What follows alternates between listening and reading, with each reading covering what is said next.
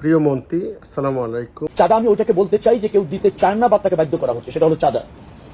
এখন ধরেন মালিক সমিতি আছে, তারা একটা নির্দিষ্ট হারে প্রত্যেকটা টিপস থেকে টাকা তোলে, মালিকদের কল্যাণে ব্যবহার করতে চায়। কতটুকু ব্যবহার হয় সেটা জানি না, সেটা নিয়ে হয়তো বিতর্ক আছে। কিন্তু তারা এই সমঝোতার ভিত্তিতে, আবার শ্রমিক কল্যাণ ফেডারেশন এরকম অনেক সংস্থাগুলো আছে, তো তারা এটা সমঝোতার ভিত্তিতে এরকম ভাবে করে।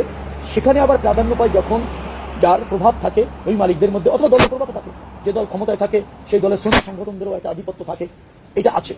কিন্তু এইটা চাঁদা আকারে আমাদের কাছে দেখার সুযোগ হচ্ছে না, কারণ তারা সমঝোতার ভিত্তিতে করছে।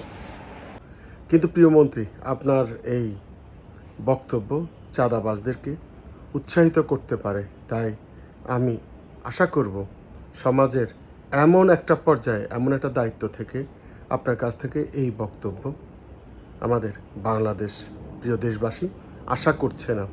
যেহেতু আপনার প্রধানমন্ত্রী সবার আগে বাংলাদেশ একটি স্লোগান দিয়েছে, যেহেতু আপনার প্রধানমন্ত্রী বাংলাদেশকে একটি নতুন ধারার রাজনীতি উপহার দিতে যাচ্ছে, সেহেতু আপনার এই বক্তব্যটি পুনর্বিবেচনা করার জন্য অনুরোধ রইল এবং এই ধরনের বক্তব্য দেওয়া থেকে বিরত থাকবেন বলে আশা ব্যক্ত করছি।